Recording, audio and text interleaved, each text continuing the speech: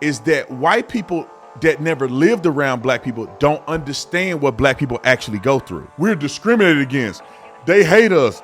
They shoot us for no reason. I'm here to tell you, as the Negro whisperer, that these people are lying. Who the top paid players in the NBA? Black people.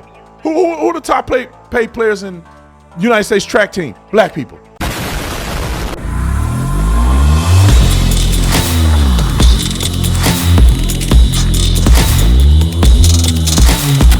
Caitlin Clark.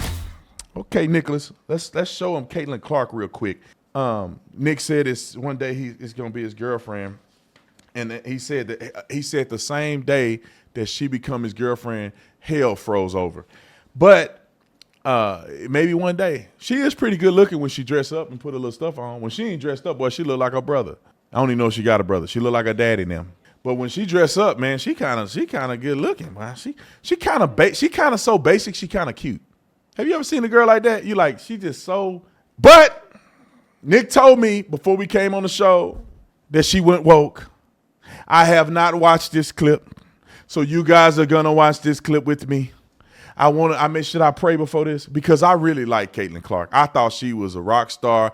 I love that the fact that she's turned women basketball up a little notch. Now nobody watch it. But when she first came in there, everybody was trying to watch it and give them the benefit of the doubt, even though they can't dunk. They play with a smaller ball, and I think their three-point line ain't the same. So they ain't never going to be as good as the men. And quit lying to yourself if you think they are. Women can't do nothing without throwing men into the trash or being sexualized. I don't get it.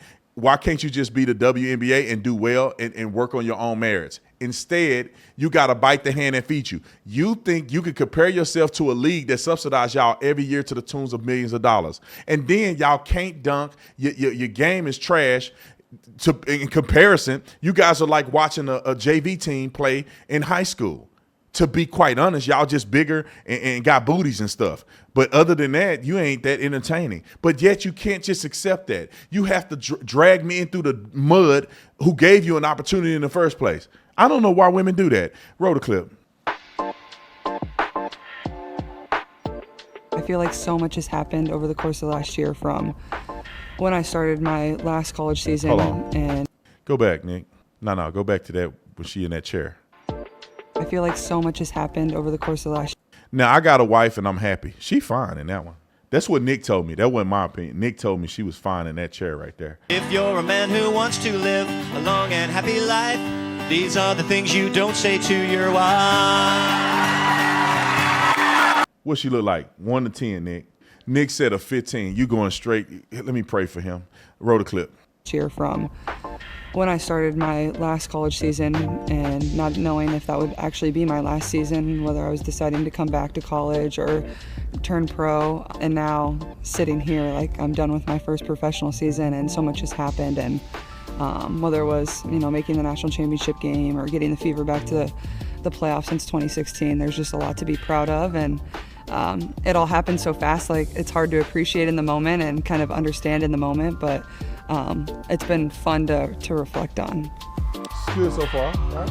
I'm definitely more aware of signs than people think I am, and I think it's something really cool to look around before the game and see, young girls, young boys, and the signs that they're holding. So I think for me, the coolest ones are the signs that are, I traveled this far, I got this as my birthday present, or whatever it is. Like the young girls, it's like families or parents or friends or whoever it is are spending a lot of time and money to travel all this way just to have an opportunity to spend 2 hours watching me play basketball. It kind of puts everything into perspective. So I would say I really love those. Good. Best concert, I would say Taylor Swift. And I wasn't even a Swiftie before going, but I think after seeing like the way she performs for 3 hours straight and the whole production, the outfits she wears, the way she doesn't stop singing, dancing, like it's just incredible. Like you're kind of just in awe after you leave. So maybe I am a full Swiftie now, I guess. Not bad. If I had to pick any outfit that I've worn over the last year, I'd probably pick my draft outfit. That was one we found a day before the draft, and it was like, ugh.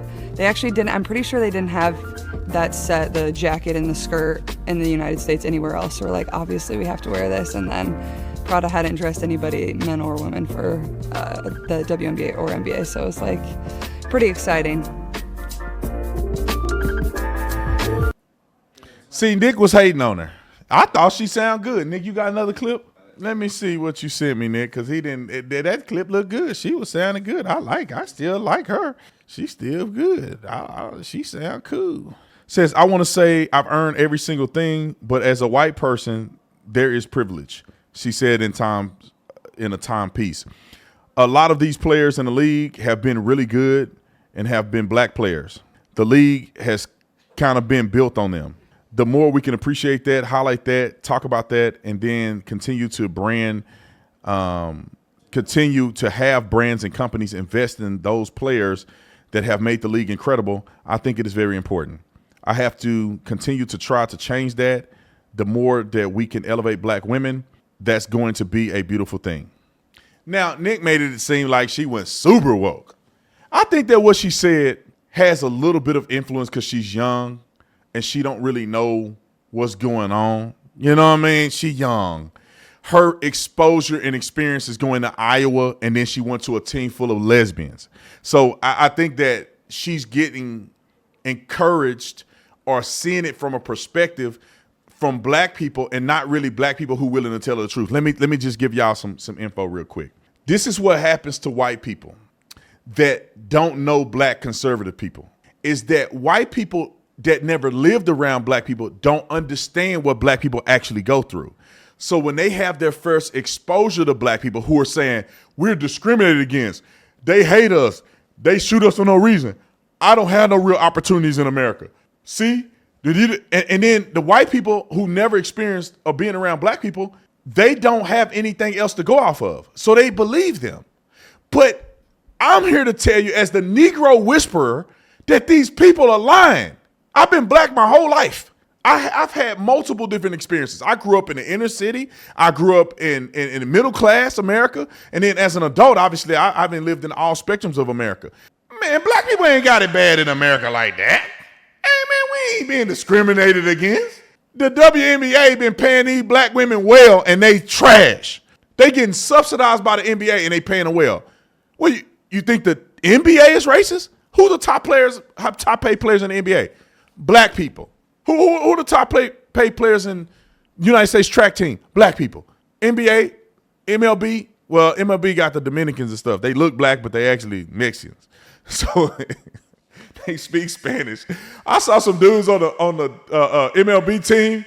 I'm like, oh man, brothers on the team. Man, that dude said something like, "Como te amo" or something. I said, God dang, I thought you was black. Homeboy had dreads and everything. I thought he was a black man. He's Mexican. Wearing blackface. No, I'm just playing. I'm kidding. Okay, somebody getting offended right now as I'm speaking.